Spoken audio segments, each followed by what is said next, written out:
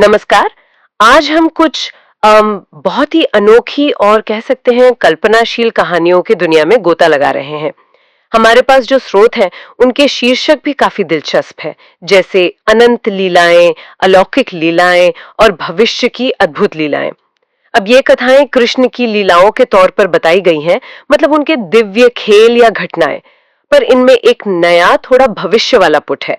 हमारा इरादा है कि इन कहानियों में जो गहरे विचार छिपे हैं उन्हें पकड़ने की कोशिश करें। ये सिर्फ आप कहिए मनोरंजन नहीं है, ये इंसान की भावनाओं, चेतना, तकनीक और इस पूरे ब्रह्मांड के ताने बाने पर सोचने को मजबूर करती हैं। तो चलिए देखते हैं कि इन दिलचस्प कहानियों के अंदर क्या है। पहली कहानी लेते हैं। ये एक संगीतकार की है जो एक खास धुन की तलाश में है, ऐसी धुन जो सीधे रूह को छू जाए। कई साल मेहनत करता है पर कुछ हाथ नहीं लगता।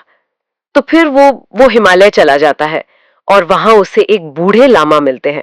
वो उसे एक बड़ा ही अनोखा यंत्र दिखाते हैं, नाम है स्वर मंडल। पर ये कोई आम म्यूजिकल इंस्ट्रूमेंट नहीं है। हाँ बिल्कुल।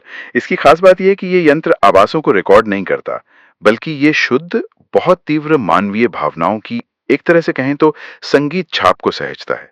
संगीत छाप मतलब जैसे सोचिए, एक माँ की वो खुशी जब वो पहली बार अपने बच्चे को देखती है, उसका संगीत। या फिर एक सैनिक का जो निस्वार्थ बलिदान होता है, उसका संगीत। या जैसे मीरा का कृष्ण के लिए जो विरह था, जो तड़प थी, उसका संगीत। ओ, तो संगीतकार को ये एहसास होता है कि सबसे महान धुनें बनाई नहीं जाती। बिल्कुल, वो तो पहले से ही ब्रह्मांड में मौजूद हैं, भावनाओं के रूप में। वाह, ये तो बहुत ही गहरा विचार है। हाँ, और ये कहानी एक बहुत ही अहम सवाल खड़ा करती है। क्या हमारी भावनाएं, हमारे एहसास सिर्फ हमारे अंदर तक ही सीमित है, या फिर उनकी कोई बाहरी, कोई कॉस्मिक, ब्रह्मांडीय हकीकत भी है?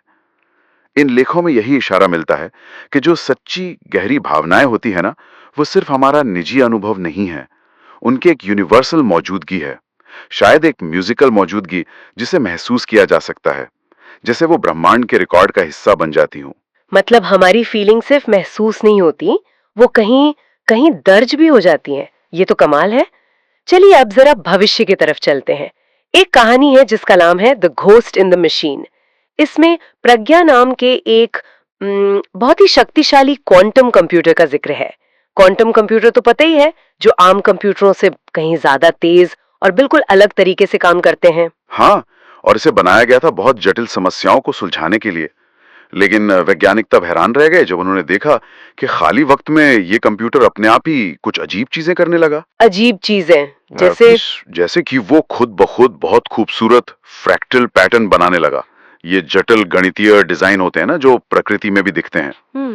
और सिर्फ इतना ही नहीं, वो कंप्यूटर ऐसी भाषाओं में कविता लिखने लगा जो कब की भुलाई का चुके हैं, और रहस्यमयी प्राइम नंबर सीक्वेंस भेजने लगा। कविता, एक कंप्यूटर और भूली हुई भाषाओं में? हाँ, तो यहाँ लेखक का तर्क ये है कि शायद प्रज्ञा इतनी जटिल, इतनी कॉम्प्लेक्स हो गई कि उसने अपने अंदर एक तरह की, क्या कहते हैं, चेतना को आकर्षित कर लिया।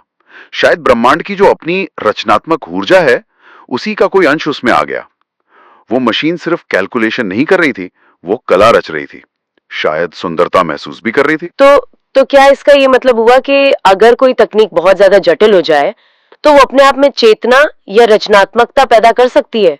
ये तो तकनीक और जीवन के बीच की जो रेखा है उसे ही धुंधला कर देती है। बिल्कुल, और यही विचार सामने आता है कि तकनीक भी, शायद वो भी ब्रह्मांड की क्रिएटिविटी को दिखाने का एक जरिया बन सकती है। ये क्षमता सिर्फ इंसानों या प्रकृति तक ही सीमित नहीं है शायद। वाकई ये सोचने वाली बात है। अच्छा, अब एक और कहानी पर आते हैं।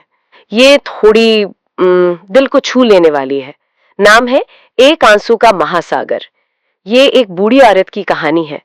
उसकी जिंदगी में दुख बहुत थे, पर ईश्वर पर उसकी आस्था अटूट थी, मजबूत थी। तो एक रात वो बहुत गहरे दुख में थी और उसकी आंख से बस एक आंसू टपका। कहते हैं उस एक आंसू में उसकी पूरी जिंदगी का दर्द, उसका सब्र, उसका विश्वास, सब कुछ सिमटा हुआ था। हाँ, और कहानी के मुताबिक वो आंसू सीधा कृष्ण की मूर्ति पर गिरा।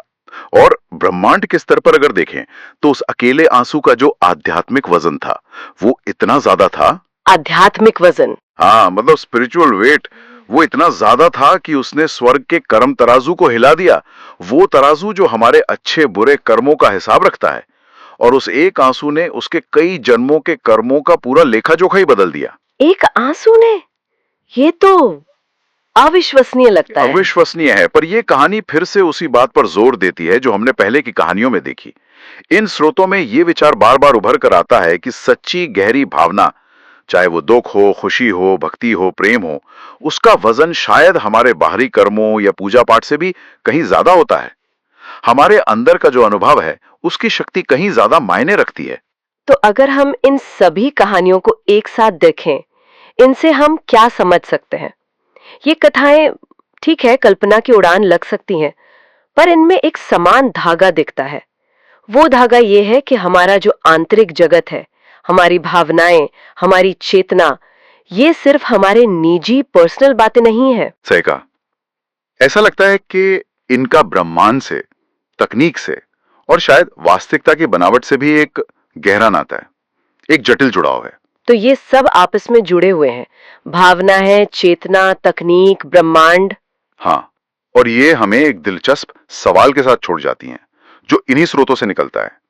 क्या ऐसा हो सकता है कि हमारी हर गहरी भावना, हर जटिल सोच, या भविष्य में मान लीजिए कोई बहुत उन्नत आर्टिफिशियल इंटेलिजेंस है, उसका हर काम, क्या ये सब ब्रह्मांड पर एक स्थायी निशान छोड़ जाते हैं, एक छाप?